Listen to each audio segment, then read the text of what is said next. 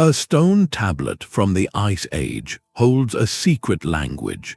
This is the world of Earth's oldest maps and carvings, artifacts far more profound than simple drawings.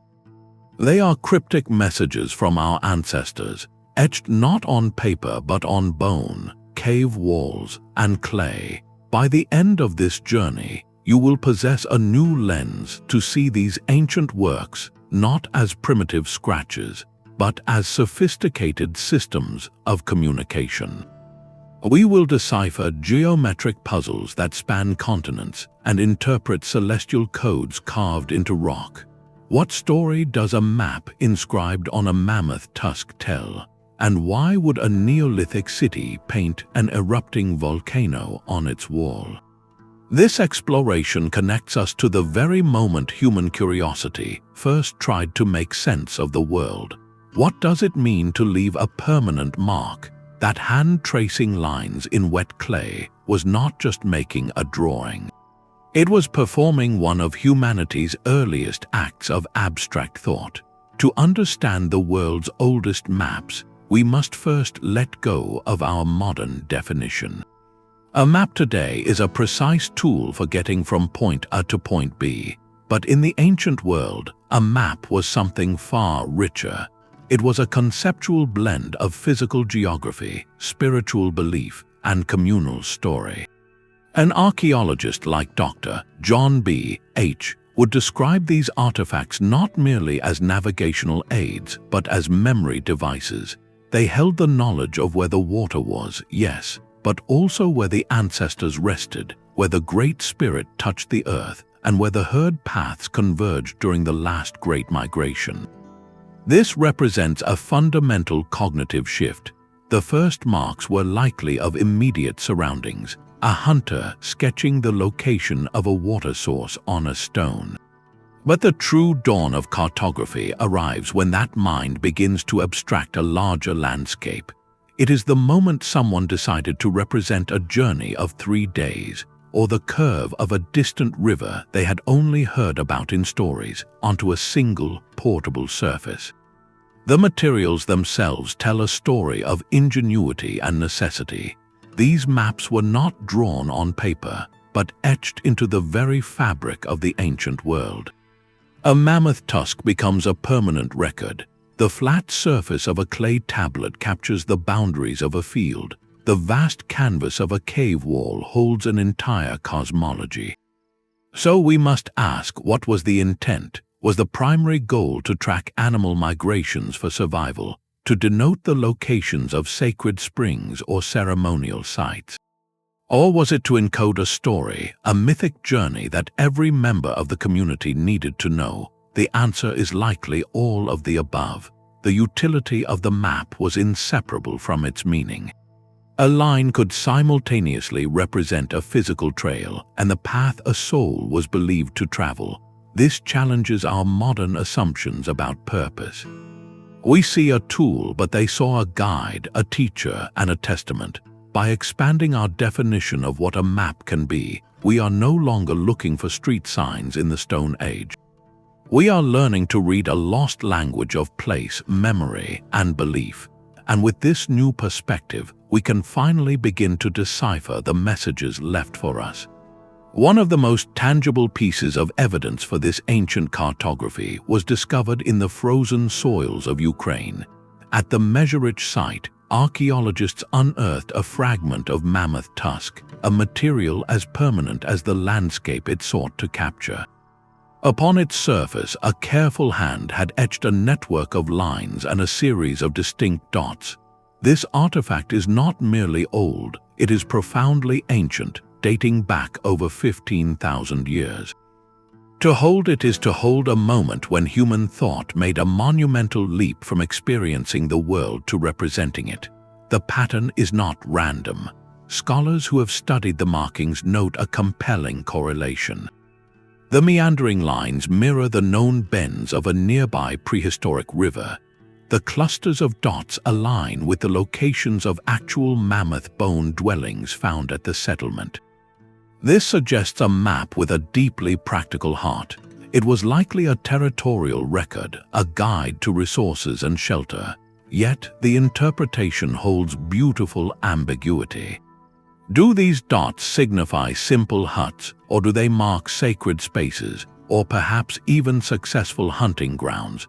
This single fragment opens a window into a cognitive process we take for granted today, the act of taking a vast, three-dimensional world and compressing its essential features onto a portable surface. This was not art for art's sake. It was a functional tool born from necessity, a testament to planning, memory, and a desire to communicate place across time. It proves our ancestors were not merely reacting to their environment, they were actively documenting it, creating a shared reference point for their community. This Tusk map is a cornerstone, showing us the foundational principles of mapping were established in the deep freeze of the last ice age. But if this was a map of the here and now, what happened when ancient minds turned their gaze upward to the mysteries of the night sky?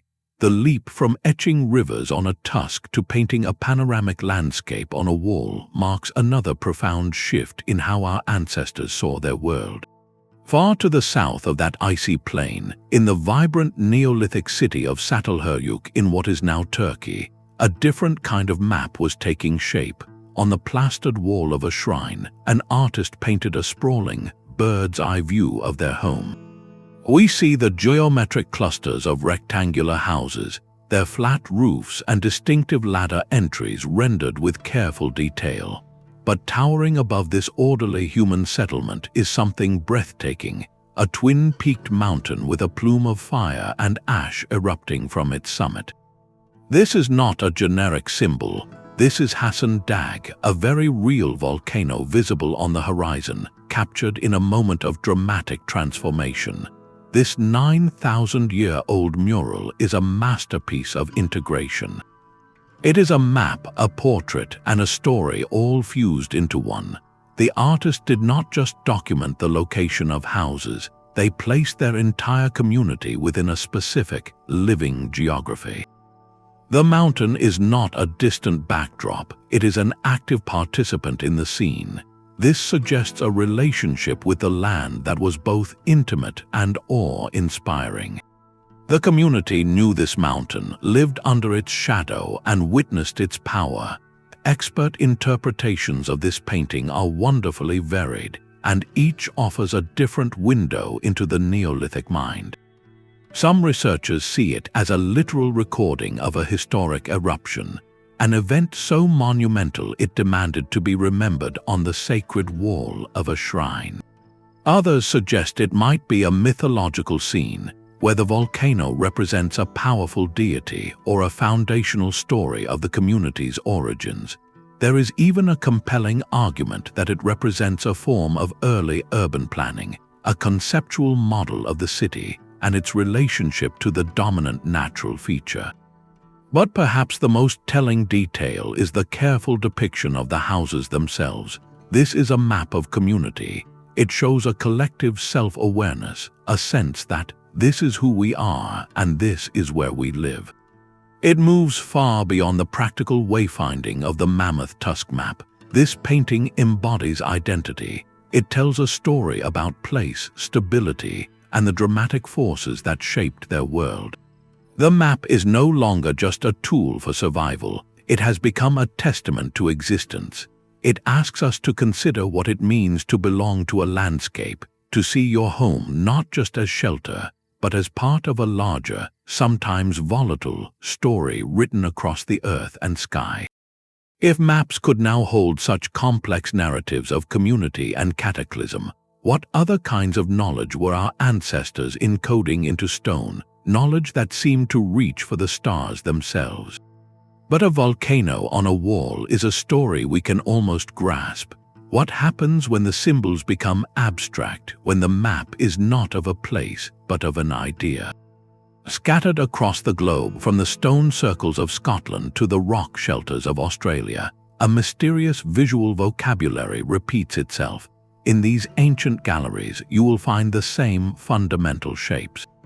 The spiral that coils inward, the concentric circle like a ripple in a pond, the zigzag line that mimics a bolt of lightning or a winding path.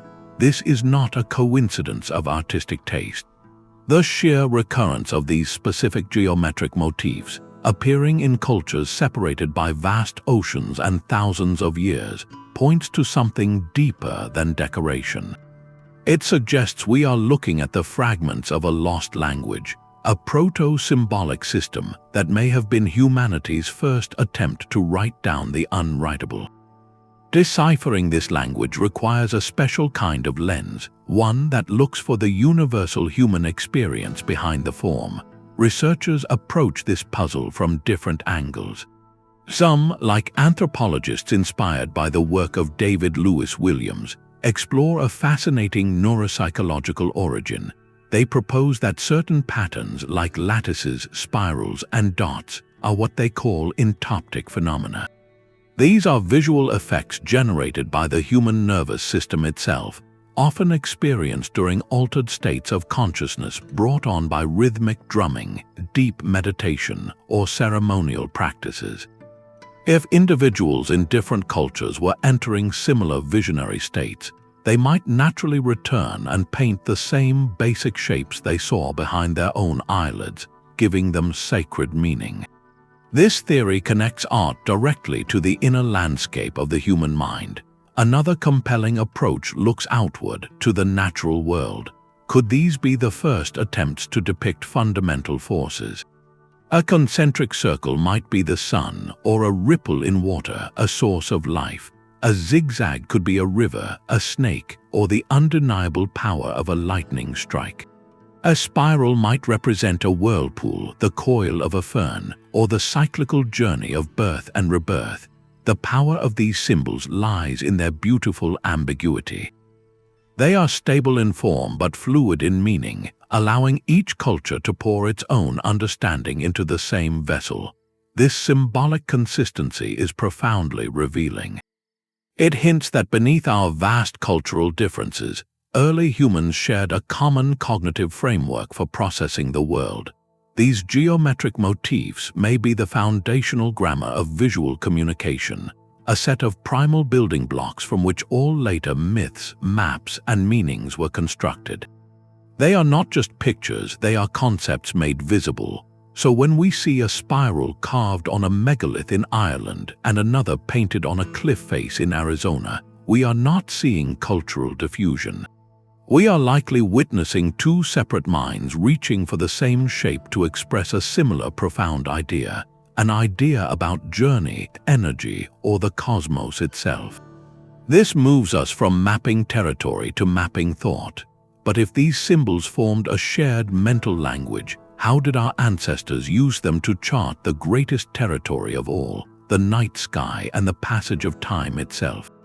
The geometric spiral may represent a journey, but for some ancient minds, the ultimate destination was written in the stars.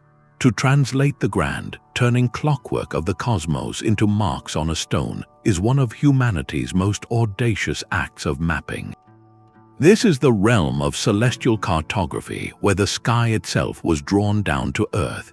In the deep darkness of places like the Lascaux caves, among the vivid paintings of animals, some researchers discern patterns of dots that may correspond to known star clusters. Far more explicitly, massive Neolithic monuments like Stonehenge or Newgrange are engineered with precise alignments. Their giant stones frame the rising sun on the winter solstice or capture the first light of the equinox, turning architecture into a permanent calendar. This practice, studied by the field of archaeoastronomy, shows us that ancient peoples didn't just look at the sky, they listened to it. They heard its rhythms and sought to echo them in the landscape. They used the horizon as a giant observatory, noting where the sun, moon, and specific stars would rise and set at key moments of the year. But why go to such extraordinary lengths? This was far more than early science. It was a profound act of synchronization. By mapping celestial cycles onto the earth, they were weaving human life into the fabric of the cosmos.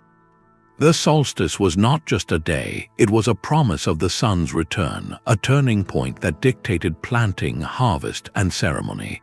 A lunar eclipse was not a random event. It was a moment of potent power that needed to be anticipated, understood, and perhaps appeased. This endeavor bridges what we might separate as empirical observation and spiritual belief. For them, it was all one system.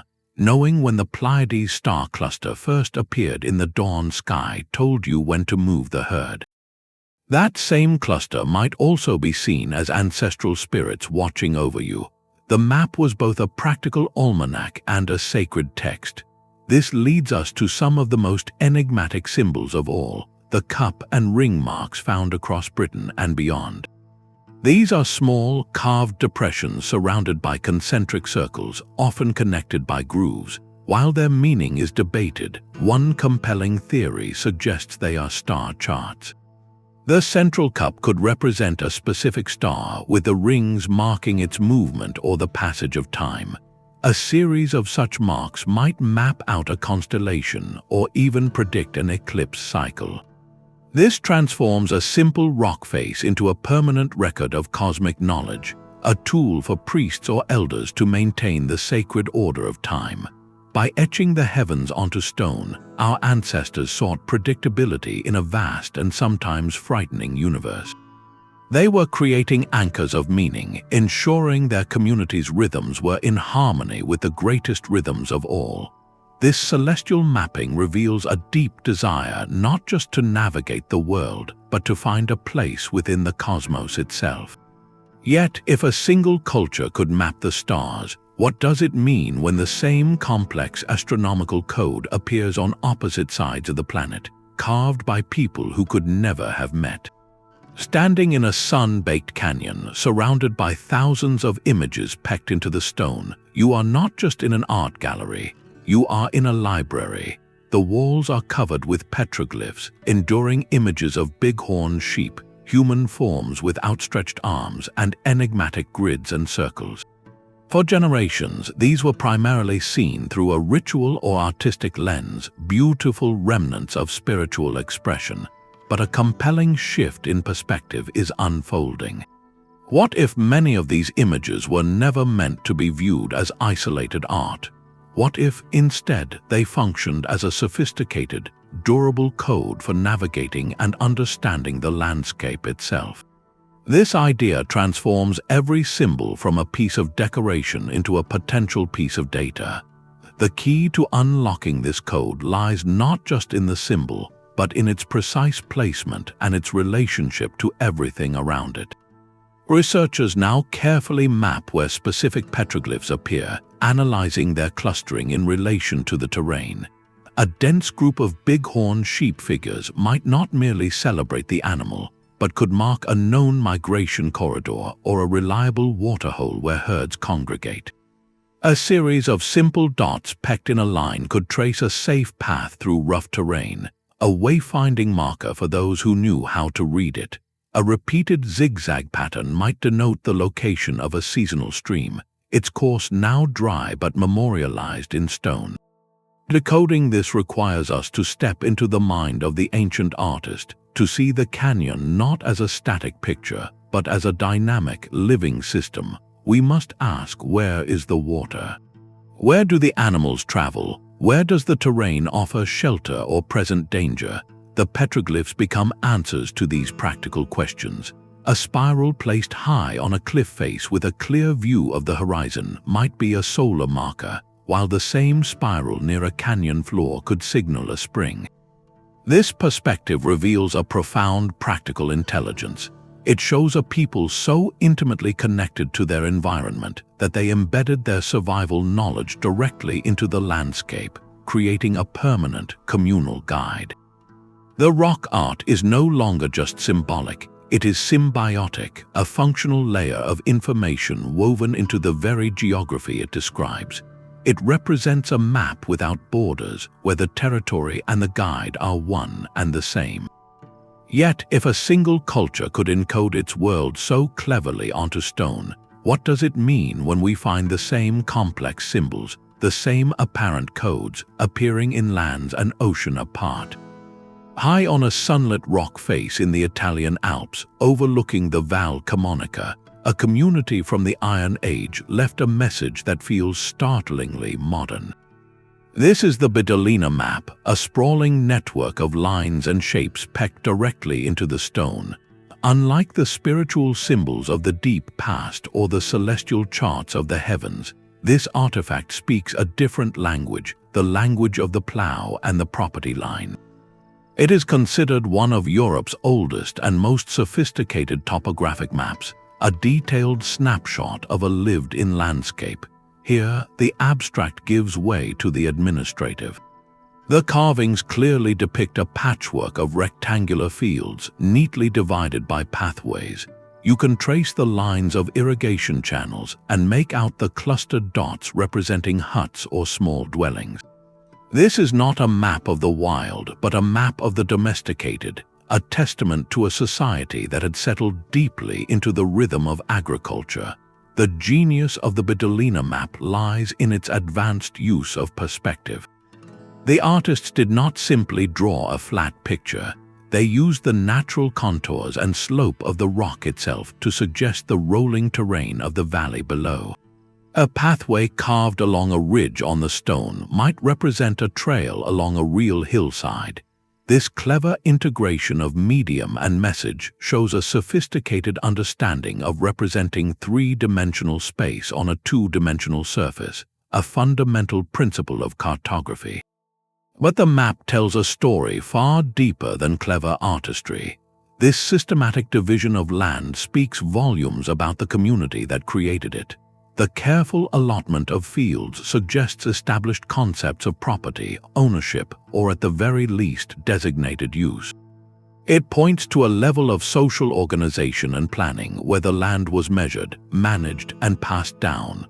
Experts study these patterns to understand Bronze and Iron Age land use, family structures, and how resources were distributed within a community. The map is a frozen moment in a society's relationship with its environment, not one of awe or worship, but of stewardship and control. It marks a pivotal evolution in the human story of mapping. We have moved from representing sacred places and celestial events to documenting the very human act of reshaping the earth. The Bedolina map is a record of work, of boundary, of home. It emphasizes measured space and the human alteration of the landscape, shifting the purpose of the map from symbolic storytelling to practical, terrestrial documentation. It feels like a direct ancestor to the maps we use today, born not from looking at the stars, but from walking the furrows of a field. This progression seems clear, a straight line from the mystical to the practical. Yet, this linear narrative of human progress faces a profound challenge when we look to a different part of the world, where ancient maps defy this very timeline by appearing to chart a geography that should have been impossible for their creators to know. The shift from celestial maps to property lines reveals a deeper cognitive revolution. We can see this transformation etched into the very medium of clay. In the ancient cities of Mesopotamia, scribes pressed styluses into soft tablets, not to write stories, but to create something remarkably pragmatic, geometric grids. These are not the free-flowing spirals of a cave wall. They are precise, repetitive patterns of intersecting lines, forming perfect squares or rectangles. This is a different language altogether, a language of measurement. When we look at the planning grids believed to underlie the Nazca geoglyphs in Peru or the precise subdivisions on Babylonian field maps, we are witnessing the birth of standardized thinking applied to space. The key insight here is not the image itself, but the invisible system behind it. Every consistent grid implies a unit of length.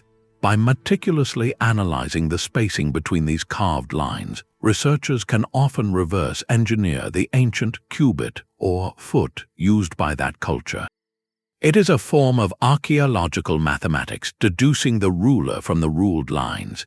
This represents a monumental leap in human cognition. It is the move from a qualitative impression of the world, "This field is big, that mountain is far," to a quantitative description.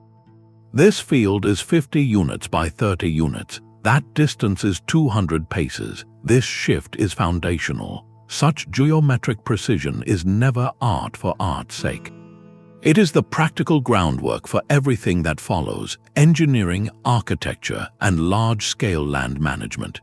To impose a grid upon the land, whether for dividing irrigated plots in Babylon or for laying out the giant Nazca shapes, requires shared agreement, planning, and a way to communicate exact proportions. These grids are the physical manifestation of abstract mathematical concepts taking root. They show a society attempting to bring order, predictability, and control to their environment through numbers and angles. Recognizing these patterns is crucial, for they mark the moment when mapping stopped being just about representing the world and started being about actively redesigning it according to a human plan. But if geometry could order the Earth, what happened when these same principles of measurement and pattern were turned toward a far more intimate frontier, the human body and the journey beyond life? Yet the most vital maps of all may have been those never carved in stone or painted on a wall. They existed in the living breath of a storyteller, in the rhythm of a song, and in the precise gestures of a ritual dance. An elder tracing a story in the dry sand is not just telling a tale, they are activating a map. Each sweep of the hand might correspond to a river bend. Each placed stone might mark a sacred mountain pass in a vast, memorized territory held entirely in the mind. For countless ancient cultures, geography was not stored on parchment, but in performance. This reveals a profound interplay between the ephemeral and the permanent. The physical maps we find, those spirals on cave walls or grids on clay, likely did not stand alone. Instead, they may have served as powerful anchors or triggers for these extensive, living oral maps. A single symbol pecked onto a rock face could unlock an entire song cycle that detailed the location of water sources, the migratory paths of animals, and the resting places of ancestors across hundreds of miles. Experts in cultural anthropology note how specific features on a carved map could function as sophisticated mnemonic devices. A particular arrangement of dots might not just represent stars, but could cue the memory of a creation story that explains the constellations. A zigzag line might recall a legendary journey of a cultural hero along a specific river valley. In this system, decoding the pattern means learning to listen for the echoes of lost narratives. The map is no longer a simple guide. It is a chapter in an epic, a verse in a legal code, and a lesson in ecology all fused into one.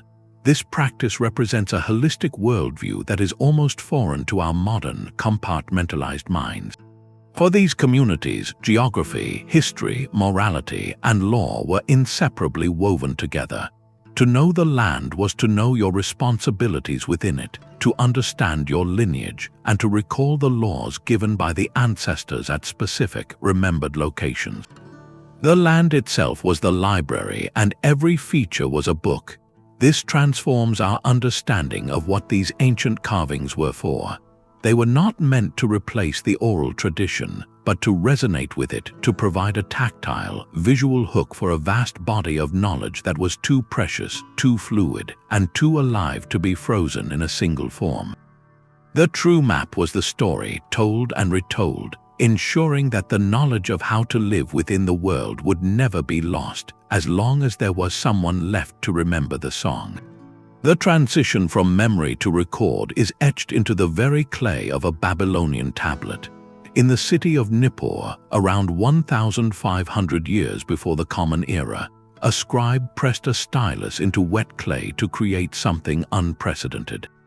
This is the Nippur map, one of the oldest known city plans in the world. We are no longer looking at a representation of nature or the stars, but at the intricate blueprint of a human-made world. The cracked tablet reveals a schematic layout of the entire religious capital, its temples, its defensive walls, and the life-giving Euphrates River snaking along its edge. What makes this artifact a revolutionary leap is its fusion of form and word. The map is not just a drawing, it is a labeled document. Using the wedge-shaped script of cuneiform, the scribe carefully identified key structures: the Temple of Enlil, the city gates, storehouses, and parklands. This integration of visual and written information created a new kind of authority. It merged the abstract representation of space with the specific power of naming. The purpose of this map was deeply practical, yet profoundly tied to the divine. It served an administrative function, detailing temple precincts and land holdings for the complex economic and legal systems of the city. But Nippur was also the spiritual heart of Mesopotamia, home to the chief god Enlil. Therefore, this clay tablet was simultaneously a property record and a sacred diagram, a map of both earthly power and cosmic order.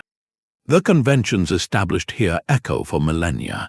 The use of wavy lines to represent water, the schematic bird's eye perspective, and the consistent orientation of the map all became foundational tools in the cartographer's kit. This artifact marks a pivotal moment where mapping was institutionalized. It was no longer solely an act of community memory or spiritual expression. It became a tool of organization and control, used by priests and kings to manage the resources and the very identity of an urban center.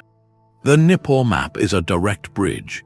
It connects the symbolic, geometric language of earlier carvings to the birth of documented urban planning, showing us the precise moment when the map became an instrument of civilization itself.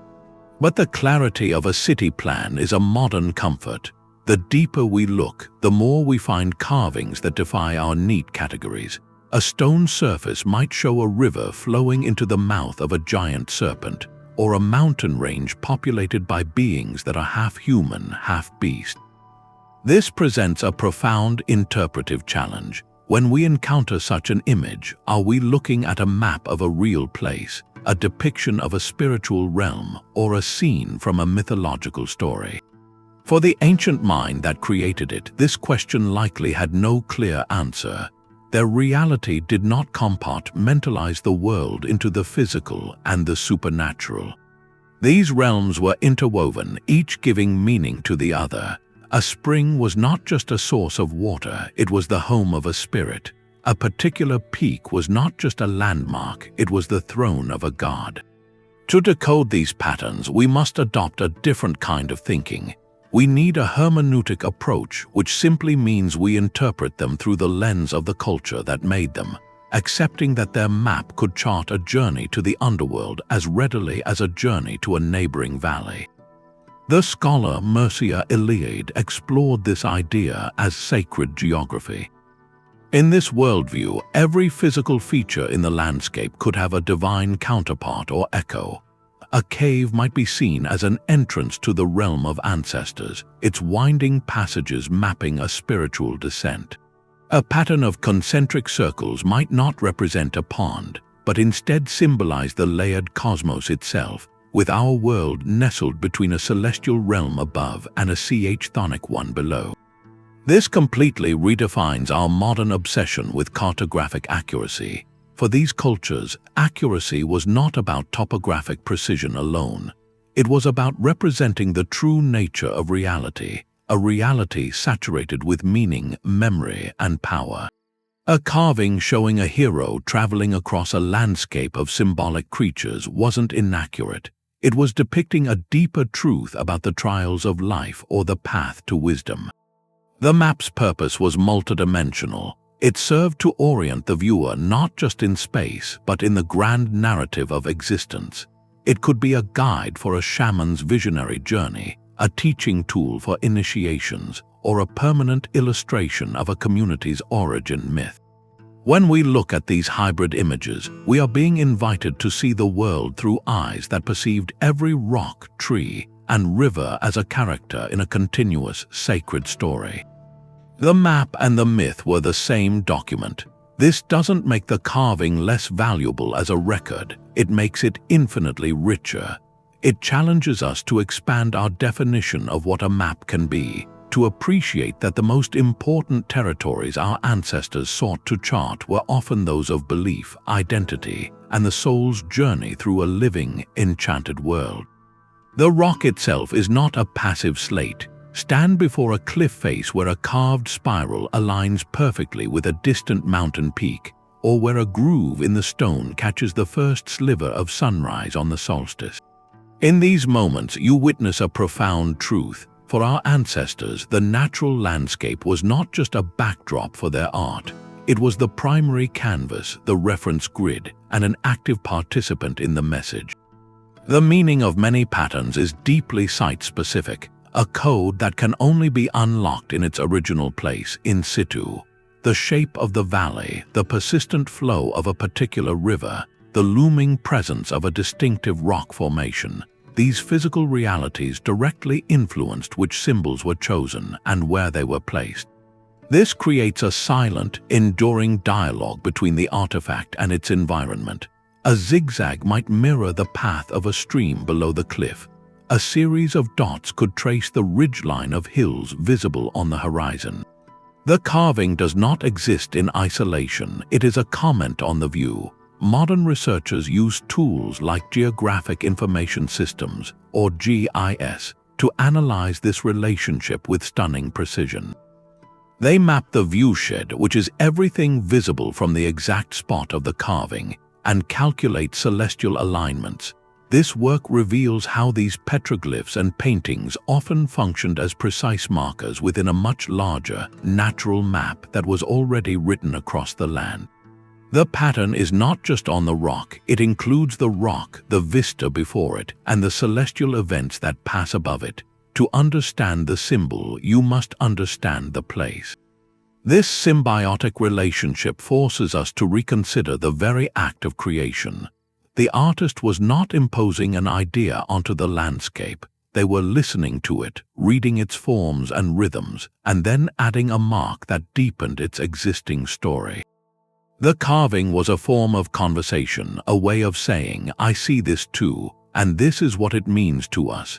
It transforms a single image into a focal point for an entire ecosystem of meaning, anchored forever to a specific patch of earth, sky, and memory. The dialogue between a carving and its landscape finds one of its most potent expressions not on a cliff face, but in the darkness of a tomb. In the early 20th century, within a burial mound in Brittany, France, archaeologists uncovered a broken slab of slate. This was the Saint-Bélec slab, an artifact that lay quietly in storage for decades, its true nature unrecognized. Only recent analysis has revealed its staggering significance. Dating back over 4,000 years to the early Bronze Age, this stone is now considered the oldest known map of a specific territory in all of Europe. Its surface is not decorated with abstract symbols, but with a deliberate, repeated network of lines and depressions. These engravings, when studied with modern three-dimensional scanning technology, show a clear and intentional correspondence to the topography of the very region where it was found. The meandering grooves mirror the course of the Odet River and its tributaries. The circular hollows carefully pecked into the stone align with the locations of known hills, and most intriguingly, with the sites of actual burial mounds in the landscape. This transforms the slab from a curious artifact into a profound statement. It is a literal chart of a river-valley territory, a rendering of a lived-in world placed directly into the context of a final resting place. The implications are deeply powerful. This was likely far more than a simple geographic record. By etching this map and placing it within a tomb, an individual or a group was making a permanent claim. It served as a political declaration of control over the depicted land, a legal document of ownership that was meant to endure beyond a single lifetime. The map connected the individual to the territory in death as they were in life, weaving their legacy directly into the hills and rivers. It blurs our modern categories completely. Is it a funerary object, a territorial map, or a charter of ancestral rights? The answer is all three. It shows us that maps in the ancient world were not neutral. They were instruments of social power, tools used to cement memory, authority, and a lasting connection to the land. The Saint-Bélec slab tells us that to control the map was to control the story of the place itself, a story that could be carried into the afterlife. This conscious use of cartography for power presents a compelling pattern, but it also raises a provocative question. If such sophisticated territorial maps existed in Bronze Age Europe, what other advanced geographic knowledge might have been lost or perhaps deliberately encoded in ways we are only beginning to recognize? The Saint-Bélec slab was a territorial claim made permanent in stone, but its true details were only unlocked by a modern technological eye. This is the quiet revolution reshaping our entire conversation with the past. We are no longer limited to what our eyes can see under the shifting light of day. Today, a new suite of tools acts as a temporal telescope, pulling clarity from the eroded and the invisible. The process often begins with light itself. Laser scanners, known as LiDAR, sweep a landscape or an artifact with millions of precise beams, building a three-dimensional digital model with sub-millimeter accuracy. This allows researchers to see the exact depth and angle of every carving stroke, to understand the sequence in which lines were made, and even to identify the specific type of stone tool used by the ancient artist. It is as if we can now watch the hand of the carver at work millennia after they laid down their tool. Similarly, photogrammetry uses hundreds of overlapping photographs from different angles to construct an equally detailed three-dimensional replica. This digital twin can then be manipulated on a screen, lit from any direction to reveal shadows and textures that natural light might never show. A faint groove, invisible to someone standing at the site, can suddenly become a clear and continuous line when the digital model is illuminated from a low angle. These tools are not providing interpretations. They are providing an unprecedented dataset, a pristine record of the physical object that can be studied endlessly without ever touching the original stone. The technological gaze extends beyond surface detail. Multispectral imaging captures light wavelengths beyond human vision, from ultraviolet to infrared. A camera equipped with these sensors can be pointed at a seemingly blank section of cave wall or a faded parchment and reveal a stunning subsurface drawing or a palimpsest of older texts beneath the visible one. It can detect the faintest traces of mineral-based pigments or the chemical signature left by a vanished organic dye. This is like giving archaeologists a form of X-ray vision, allowing them to see the first draft of history hidden beneath later additions or the slow fade of time. From the ground, the perspective shifts to the sky. Drones now fly over vast fields of petroglyphs or the sprawling lines of the Nazca Plateau, capturing high-resolution aerial imagery. This bird's eye view is transformative because it replicates the very perspective many ancient mapmakers might have envisioned when they planned their large-scale designs. Patterns that are chaotic and disconnected from ground level can resolve into coherent, intentional shapes when seen from above.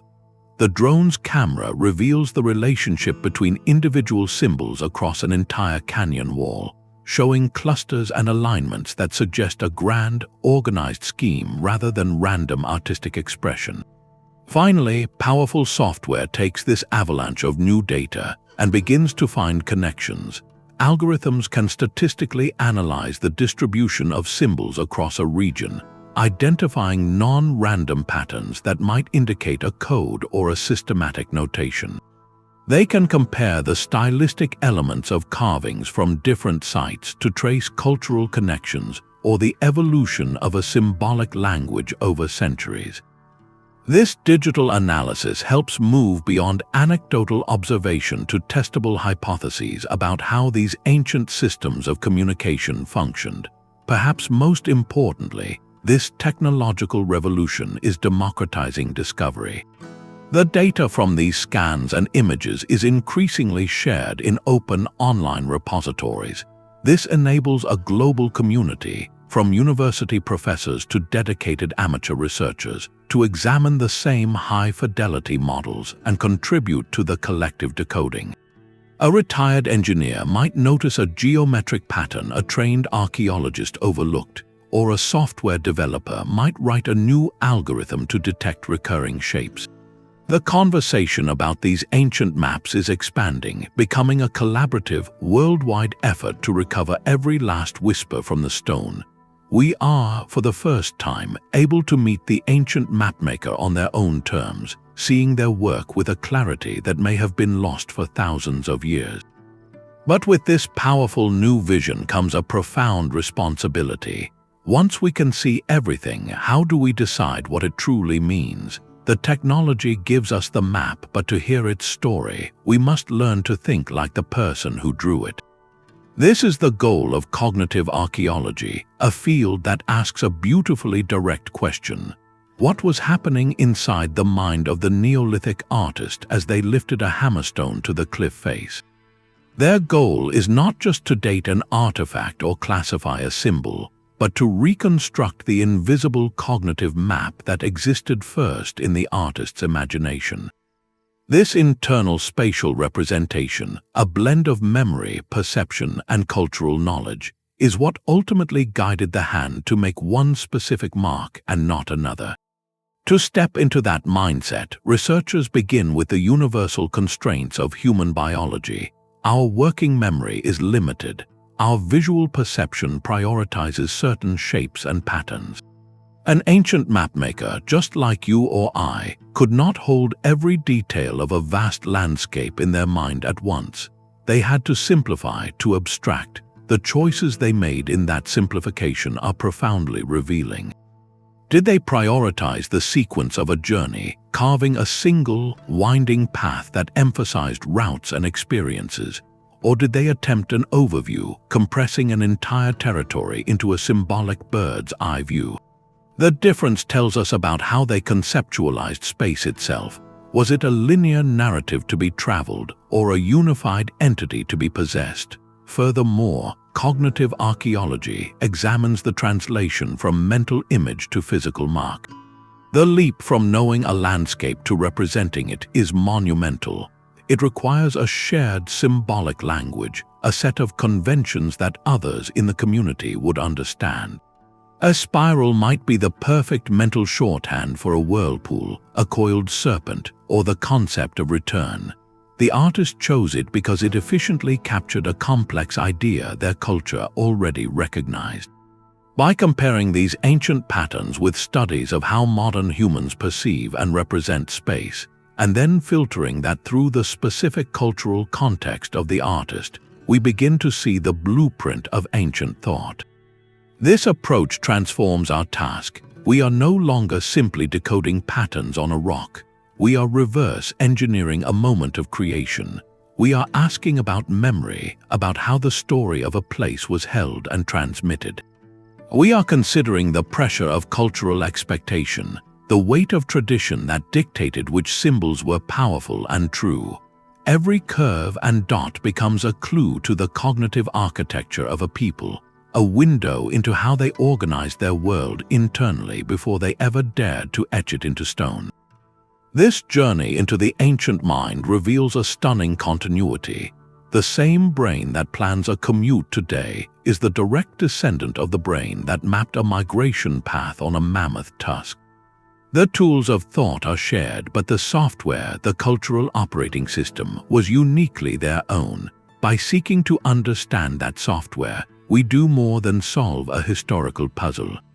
We touch the very origins of abstract thought, the moment a human being first held an idea of the world in their mind, and then reached out to make it real for everyone else to see. The steppe is a vast and silent ocean of grass, where the horizon is a perfect, unbroken line. To navigate this seemingly uniform world required a different kind of map, one not etched on a portable tablet, but standing sentinel across the landscape itself. These are the Scythian deer stones of Mongolia, tall granite pillars erected over 2,500 years ago by nomadic cultures whose lives were defined by movement. At first glance, they are stunning ritual monuments, covered in intricate carvings of stylized deer leaping upward. their antlers flowing into elaborate, curling designs that resemble wings or branches. But to see them only as art is to miss their potential genius. Some researchers now propose that these stones, and the precise network they form across the terrain, constitute a sophisticated, three-dimensional mapping system. The map is not on a single stone, it is in the arrangement of the stones themselves. Each monolith, with its unique constellation of symbols, becomes a node in a vast, open-air guidebook for the steppe. Decoding this system requires us to adopt a nomadic mind. In a landscape with few permanent landmarks, the ability to read subtle cues was a matter of survival. The placement of each stone is deliberate. Their orientations, the specific faces chosen for carving, and the sight lines between them may have indicated critical directions toward summer pastures, distant mountain passes, or, most precious of all, hidden sources of water.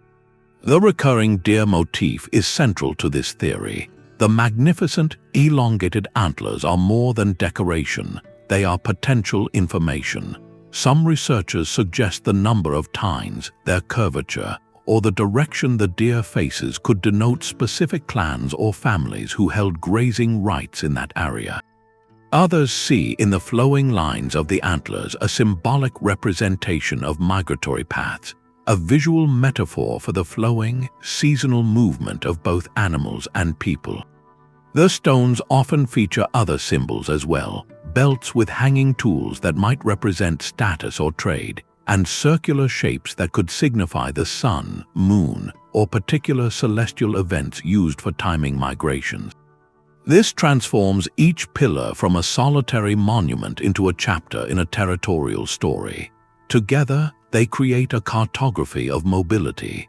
This is not a map meant to depict ownership of a fixed plot of land, but a dynamic guide to using a shared, rhythmic territory. It charts the pulse of pastoral life, the annual ebb and flow across hundreds of miles. The knowledge was not held in a single hand, but was communal, passed down through generations who learned to read the stones as naturally as we read street signs. They are permanent witnesses to a way of life built on profound environmental literacy, where every carved line on a standing stone whispered of grass, water, and the endless sky. But a standing stone's meaning is anchored in the moment it was raised. Unraveling the sequence of creation is paramount, because a pattern story can change entirely if we misstate it. A spiral carved in the Bronze Age carries a different cultural message than one added 1,000 years later, even if they sit on the same rock face. Establishing a reliable timeline is often the first and greatest hurdle in decoding these ancient maps, as it separates a unified cultural expression from a palimpsest of unrelated messages added over centuries. To anchor these silent artifacts in time, researchers employ a multidisciplinary toolkit, a kind of detective work that pieces together clues from the earth, the stone, and the style of the mark itself. The gold standard comes from stratigraphy. If a carved stone slab is discovered buried within a sealed archaeological layer, perhaps in the floor of an ancient dwelling or within a dated tomb, the objects around it provide a clear chronological bracket. The carving must be as old as or older than the layer that entombed it, but this is a rare fortune. The vast majority of these maps exist on open-air surfaces, exposed to the elements and human interaction for millennia, with no protective burial context. For these, the investigation becomes more nuanced. Stylistic analysis offers clues, comparing the artistic conventions, the tool marks, and the subject matter to other, better-dated works from the region. It asks, does this deer carving resemble those on Bronze Age monuments, or does its style match later Iron Age art? This method requires deep cultural knowledge but remains interpretive. Increasingly, science offers more direct answers. One innovative technique is micro-erosion analysis. Here, geologists use powerful microscopes to examine the minute weathering patterns within the carved grooves themselves. The stone's surface begins to erode the moment it is cut. By measuring the rate of this erosion under specific climatic conditions, and by comparing the weathering inside the carving to the natural surface around it, scientists can estimate a minimum age for the mark. It is like reading the stone's memory of time's passage. Another direct method targets the artists themselves. Sometimes, the stone tools used for pecking leave behind microscopic residues of organic material, perhaps from the handle or from the artist's hand. If these minute traces can be found within the carving, they can be subjected to radiocarbon dating, providing a startlingly direct link to the moment of creation. Each technique has its limitations, but together they weave a stronger chronological thread. Why does this timeline matter so deeply? A solid date transforms a mysterious symbol from an isolated curiosity into a historical document. It allows us to connect the pattern to a specific moment in the human story. Was this map of a river valley carved during a period of abundant rainfall or a devastating drought?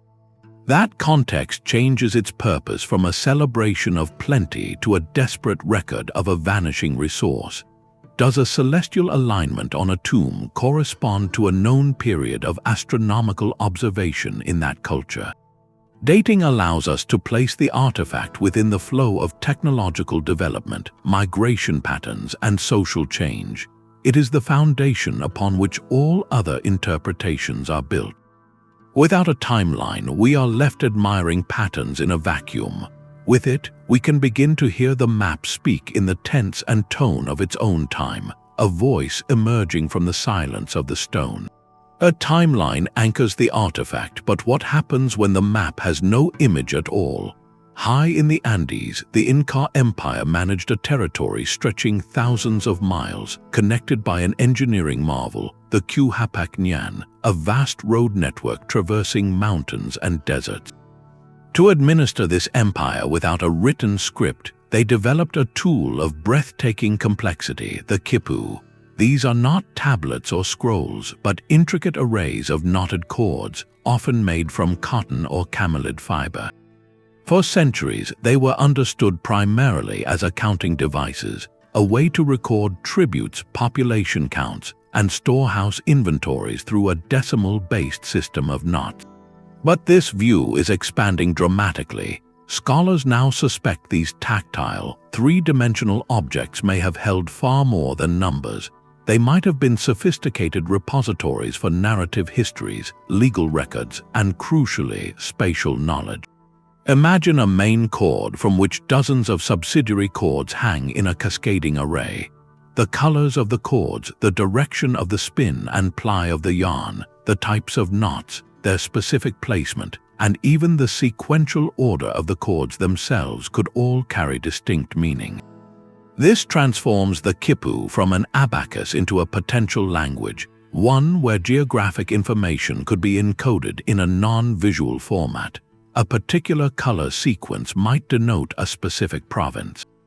A cluster of knots on a certain chord could represent the distance between two-way stations along the royal road. The hierarchical structure of the chords might mirror the administrative organization of the empire itself, with top-level chords for major regions branching into subordinate chords for valleys and settlements. This presents a radical challenge to our deeply ingrained Western-centric idea of what a map must be. We expect a graphic representation, a bird's-eye view drawn on a flat surface. The Khipu proposes something entirely different, a tactile and numerical approach to cartography. The map is not seen, it is felt and calculated. It exists in the relationship between chords, in the memory triggered by a specific combination of color and knot. Decoding this system, if the geographic cipher can ever be fully cracked, would revolutionize our understanding of Inca spatial thinking. It would reveal how they conceptualized their immense territory not as a picture, but as a dynamic dataset of connections, resources, and journeys. The Khipu underscores a profound principle that has echoed through every artifact we have examined. Mapping is, at its core, a function of information storage and communication. That function is not bound to any single medium. It can manifest in paint on a cave wall, in pecks on a cliff, in the alignment of standing stones, or in the intricate knots of a string. Each culture developed the tool that best suited its environment, its materials, and its cognitive style. The Khipu is a masterpiece of this adaptive ingenuity, a portable, durable, and incredibly dense information system that turned geography into a code that could be held in the hand. It reminds us that to find the maps of the ancient world, we must sometimes stop looking with our eyes and begin to think with our fingers. That same spiral carved into Irish granite, a shape of such elegant simplicity, seems to stare back at us from a rock face high in the Peruvian Andes. This mirroring across impossible distances presents one of the most tantalizing puzzles in the study of ancient symbols. To move from a single artifact to a global perspective is to shift the entire scale of our inquiry. We are no longer just asking what a pattern meant, but why it appears in lands separated by vast oceans. This comparative analysis requires a delicate balance, a willingness to hold two compelling and often opposing ideas in mind simultaneously. The first is the concept of independent invention or convergent cognitive evolution. This view suggests that the human mind, regardless of culture, is wired to perceive and represent certain fundamental patterns. A spiral is a shape found throughout nature, in seashells, whirlpools, and the unfurling of a fern. A concentric circle mirrors the sun, a ripple in water, or the human eye. When faced with the need to express concepts of journey, cycles, or sacred centers, different cultures may have independently arrived at the same elegant visual solution. This speaks to a shared psychological substrate, a universal grammar of form emerging from our common biology and our universal experience of the natural world. It is a powerful argument for the innate creativity of the human species. The opposing perspective is that of diffusion, the idea that these patterns spread from a single source through ancient, long-forgotten networks of contact. Proponents of this view point to the startling precision of some parallels, asking whether seafaring cultures could have traversed oceans far earlier than our textbooks suggest, carrying not just goods but ideas, myths, and symbolic systems. This theory ignites the imagination, suggesting a prehistoric world far more interconnected than we have dared to believe. The truth likely resides in a nuanced middle ground, and the key to discerning it lies not in the symbol alone, but in its full cultural costume. A systematic comparison looks beyond the superficial similarity of a spiral. It examines the context. Is the Irish spiral part of a complex of astronomical alignments at a tomb like Newgrange, designed to capture the winter solstice sun? Is the Peruvian spiral associated with water cults or carved near a mountain spring? It analyzes the associated imagery. Is the spiral surrounded by geometric grids and cup marks in one location, but intertwined with depictions of serpents or feline deities in another? It scrutinizes the execution. Is it pecked, incised, or painted? What tools were used, and what was its likely function in the ritual or daily life of that specific community? This rigorous, contextual approach prevents us from making facile connections. It recognizes that the same shape can hold profoundly different meanings. A zigzag might be a river in one culture and a symbolic representation of lightning or a serpent deity in another. By building theories from this detailed groundwork, we move from speculation toward understanding. This global lens accomplishes two vital things. First, it shatters provincial interpretations, forcing us to see each local tradition as part of a much larger human conversation about how to make the world meaningful. Second, it highlights a breathtaking duality, the incredible diversity of cultural expression alongside these startling flashes of universal intuition. We are left with a deeper, more humbling question. Does the global recurrence of these patterns point to a lost chapter of human connection, or does it reveal something even more fundamental, that when faced with the mystery of existence, the human mind, in its solitude and brilliance, tends to draw the same conclusions in the same shapes again and again across the span of the world. Deep within the limestone caves of Navarra, Spain, a small, flat stone carries a message from the end of the last ice age. Known as the Abond's Cave Tablet, this 13,000-year-old artifact is a quiet revolution in portable form. Unlike the monumental murals of Çatalhöyük or the grand standing stones of the steppe, this map was designed to be held in the hand, a personal guide to a world emerging from the glacial cold. On its surface, a careful network of lines is etched with a clarity that feels startlingly familiar to the modern eye. Researchers studying the tablet have made a compelling case. They argue that these are not abstract symbols or ritual designs, but a deliberate and remarkably accurate cartographic representation of the very landscape outside the cave's entrance. The meandering grooves align with the courses of the local Zaldazane and Regatta rivers. Distinctive clusters and shapes correspond to known mountain peaks, most notably a depiction that closely matches the profile of Monte San Gregorio. This is not a map of the spirit world or the heavens. It is a map of home, of the practical, day-to-day territory a Paleolithic group would have known intimately. The purpose of this portable guide seems deeply utilitarian. In a time when survival depended on precise knowledge of animal migrations, plant cycles, and water sources, such a tool would have been invaluable. It could have been used to plan communal hunting expeditions, to mark the boundaries of a group's foraging territory, or to teach younger members the crucial geography of their world. The tablet's realism is what makes it so extraordinary. It stands in stark contrast to the more common abstract and symbolic art of its era, those magnificent cave paintings of animals which often feel charged with spiritual power.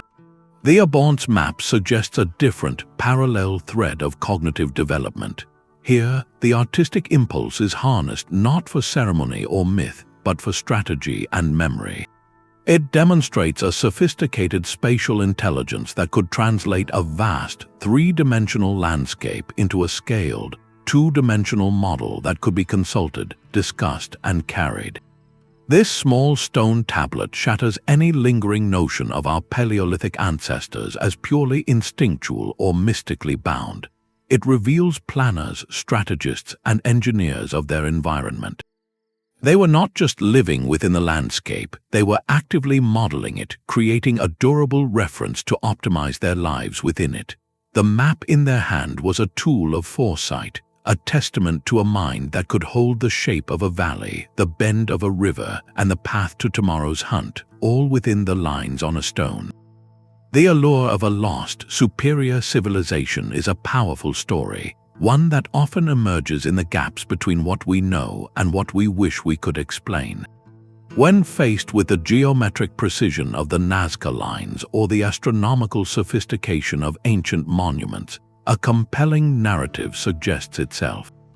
Could these patterns be the legacy of a forgotten, technologically advanced society, or even evidence of guidance from beyond our world? These theories, popular in certain circles, speak to a deep human desire to find grand, unifying answers to our most perplexing historical mysteries. They fill the silence of the archaeological record with a dramatic and often tantalizing plot. Yet, the critical task for any serious inquiry is not to dismiss curiosity, but to carefully weigh these ideas against the established standards of evidence. Mainstream archaeology and history find no material proof, no layer of artifacts, no linguistic continuity, and no genetic record to support the existence of a single, globe-spanning advanced civilization that predates all known cultures. The evidence we do have consistently points toward the slow, cumulative, and deeply human process of innovation across countless independent societies. So why do these alternative theories persist with such vigor? Their endurance highlights something important about our relationship with the past. They emerge from a genuine and admirable fascination, a frustration with the incomplete puzzle of prehistory. They represent a public longing to make sense of patterns that feel too precise, too aligned, or too complex to have come from the hands of people we have been taught to think of as primitive. This is where a vital distinction must be made. There is a world of difference between identifying unexpectedly advanced knowledge, such as a Neolithic culture accurately tracking a 19-year lunar cycle, and making an unsupported leap to attribute that knowledge to aliens or Atlanteans. The first is a discovery that expands our respect for ancient human intellect. The second often has the unintended effect of diminishing that very intellect, suggesting our ancestors were incapable of such feats on their own. By critically examining these popular narratives, we engage in a fundamental exercise. We discuss the standards of historical interpretation itself. What constitutes proof? How do we build a case from fragments of pottery, layers of soil, and the statistical analysis of celestial alignments?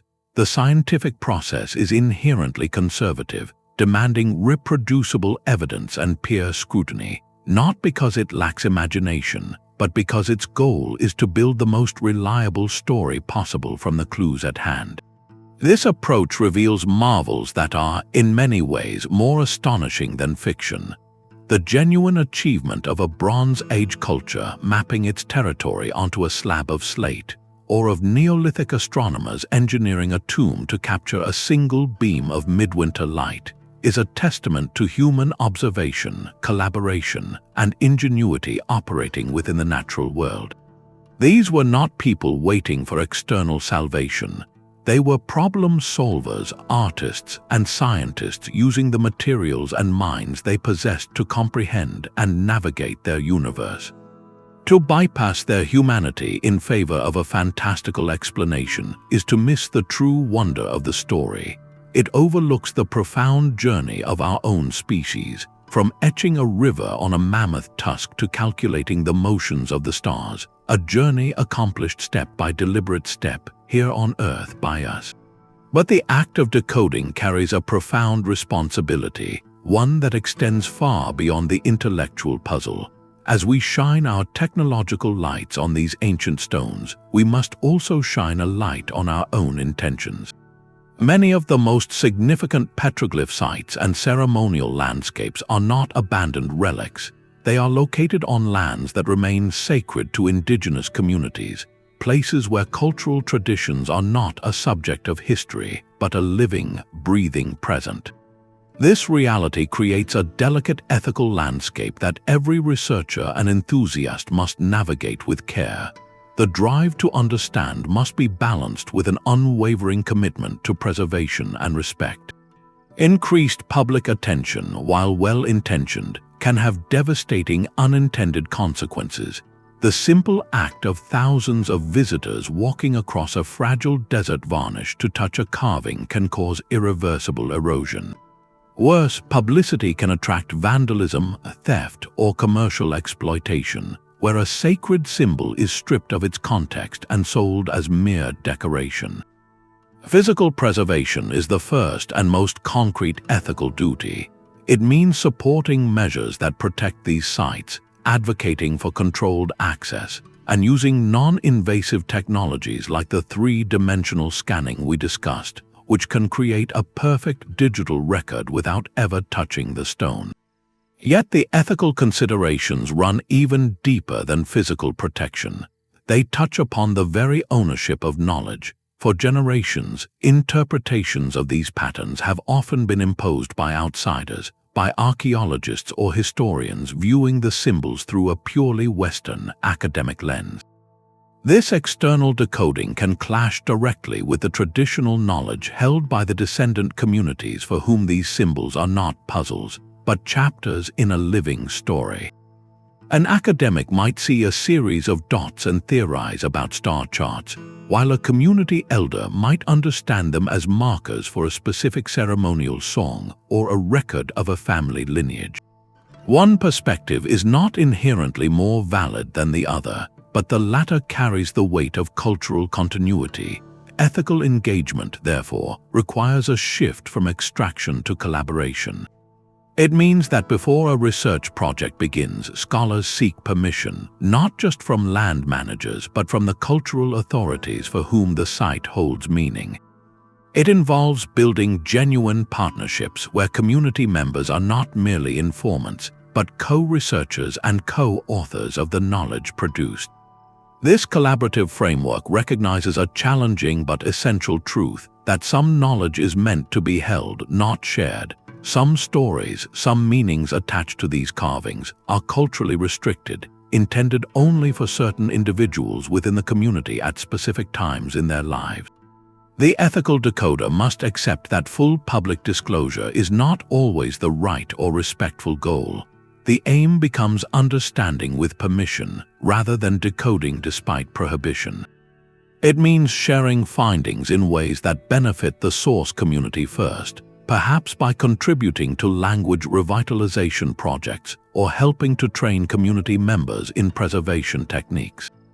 This approach transforms the endeavor from a one-sided act of discovery into a reciprocal partnership. It acknowledges that these ancient maps are not just artifacts for global study, they are active constituents of cultural identity and resilience.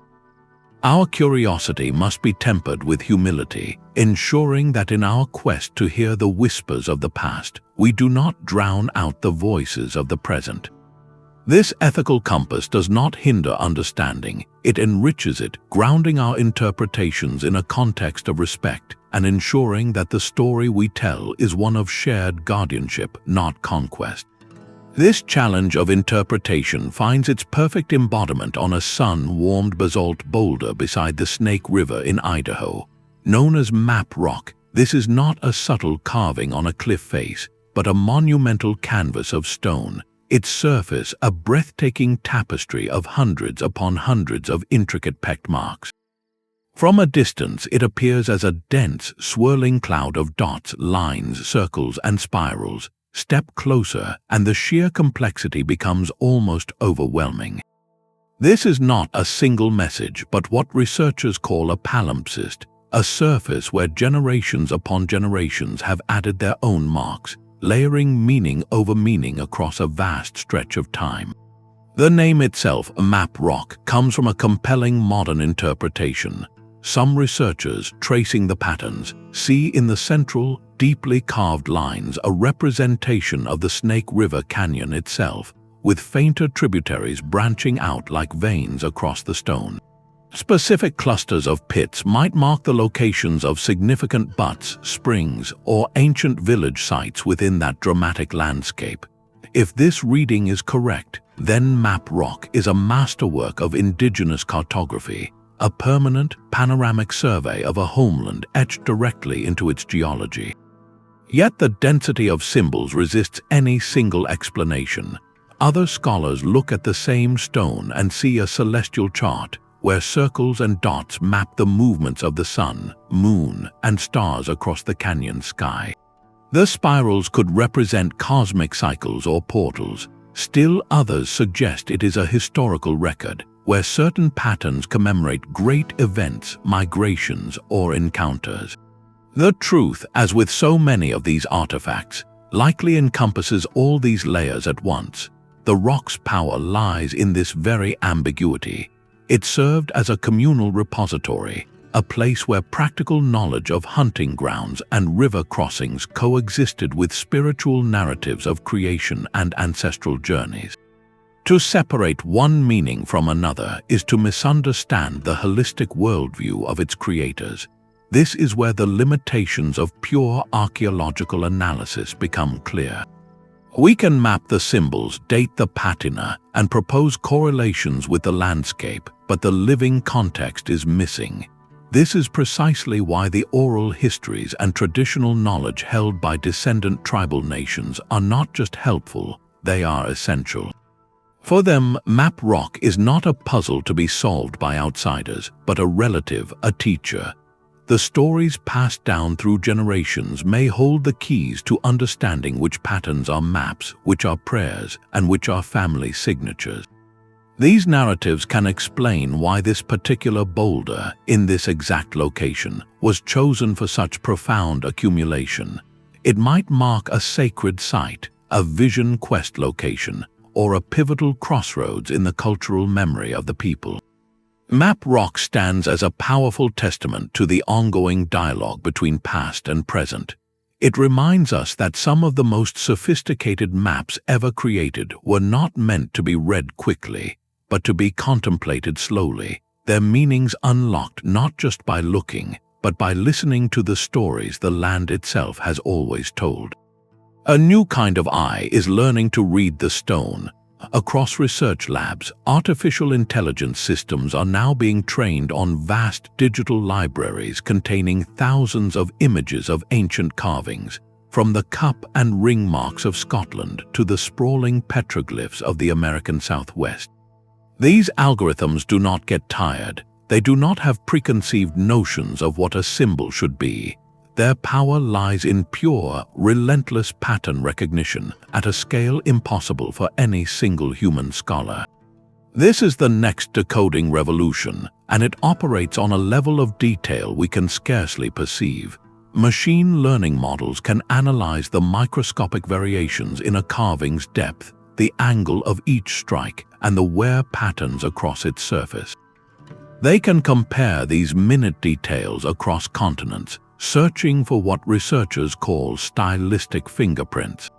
Could this algorithm detect that the spiral carved on a rock in Sardinia was made with the same distinctive technique as one in Anatolia, hinting at a shared artistic tradition or even the movement of people?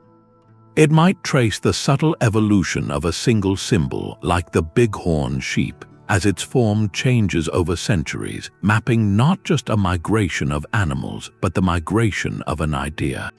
The potential extends beyond style into meaning. An AI could be fed a dataset that includes not just images but layers of contextual information, the local geography, the celestial alignments, the types of plants and animals native to the area, and known archaeological findings from nearby sites.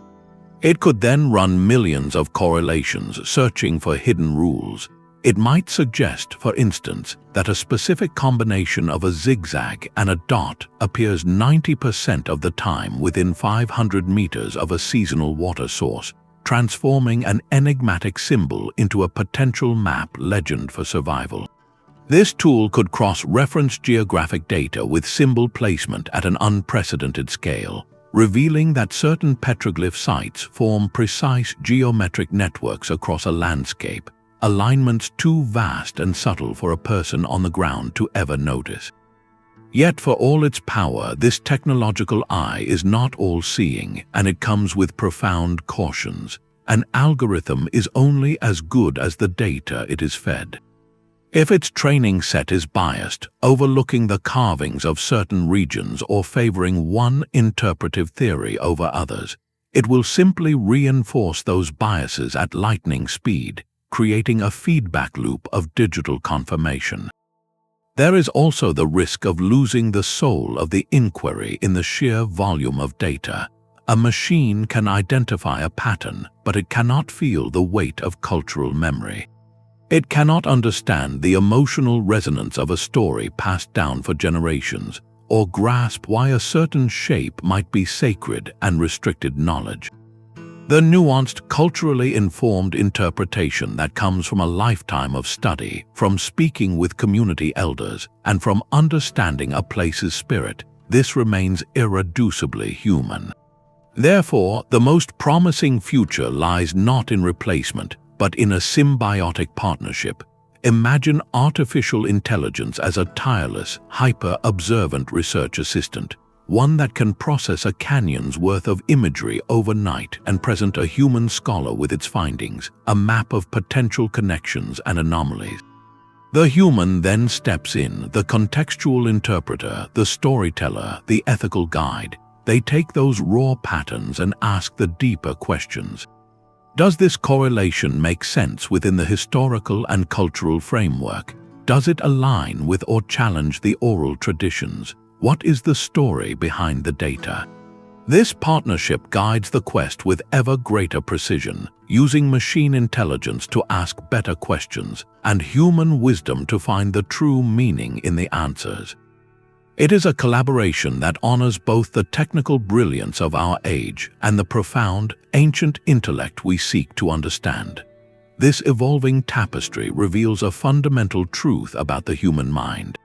From the pragmatic etchings on a mammoth tusk to the sacred geometry of a tomb's alignment, each pattern represents a step in a grand, branching story of intellectual awakening. This is not a simple, straight line from primitive to advanced. It is a rich, global exploration of how consciousness grapples with space, time, and memory. Different cultures, from the nomadic herders of the steppe to the urban planners of Mesopotamia, developed their own unique cartographic dialects, each perfectly adapted to their environment and spiritual needs. The Scythian standing stone and the Babylonian clay tablet are both maps, yet they speak entirely different languages born from different ways of life. What unites them is a profound, shared impulse, the innate human drive to make sense of the world and to inscribe our understanding upon it, to say, we were here and this is what we saw. This synthesis transforms our view of history. Decoding these patterns is no longer just an archaeological exercise. It becomes a journey into the progression of human thought itself. We are witnessing the moment abstract concepts like territory, time, and narrative first escaped the confines of individual memory and took physical form.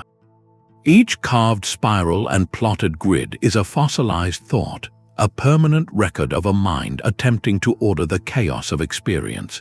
The story they tell is one of increasing cognitive reach, a growing ability to plan for seasons, to claim land, to chart the heavens, and to encode laws and legends into the very landscape. This narrative celebrates a stunning diversity of expression while highlighting a beautiful commonality. Whether using knots, stones, or pigments, every culture sought to answer the same essential questions. Where are we? How do we navigate this place? What is our story within it? By weaving together the threads of these ancient maps, we do not find a single lost civilization, but something far more profound, the resilient, creative, and endlessly curious spirit of humanity, learning to draw its place in the universe one mark at a time. Every line we have followed, from the frozen tusk to the sun-waked canyon wall, leads us here. Our ancestors were not merely surviving their world, they were actively, brilliantly translating it. They were cartographers of reality in all its forms, using the materials at hand to craft tools for the body, the community, and the spirit. A map etched on a mammoth rib was a blueprint for survival, ensuring the knowledge of water and shelter outlived a single season. The celestial alignment of a tomb was a covenant with the cosmos, a way to weave human time into the grand, turning cycles of the stars. A grid pressed into Babylonian clay was an instrument of order, transforming the chaos of land and resource into a manageable system of power and administration. And a story told through symbols on a sacred rock was a living library, holding laws, lineages, and the very identity of a people within its patterns. This relentless drive to make the intangible tangible, to fix memory and meaning into a form that could endure, is one of the defining threads of our shared human story. It is the story of thought seeking permanence. Each deliberate scratch on stone, each plotted dot on a tablet, was a cognitive leap made solid. It was a declaration that an observation, a belief, or a boundary was important enough to be removed from the flow of time and given a shape that others could see, touch, and remember. This is the true legacy of these ancient codes. They are not curiosities from a distant, simpler past. They are milestones in our long, collective journey to comprehend our place within a vast and often mysterious universe. They show us the moment we began to draw the world not just as we saw it, but as we understood it to be. So the next time you walk through a landscape, pause for a moment. Look at the path of a river, the arrangement of hills against the horizon, the way the sunlight falls at a certain hour. What essential features would you choose to capture? What story would your map tell? The impulse that guided a hand 15,000 years ago is the same one that lives within you, the urge to observe, to understand, and to leave a meaningful mark. If tracing these ancient patterns has sparked new questions for you, I invite you to join our ongoing exploration. Subscribe to stay connected with more journeys into the deep mysteries of our shared past. And I am genuinely curious which of these ancient maps or symbols resonated most deeply with you. Share your reflections in the comments below and let us continue the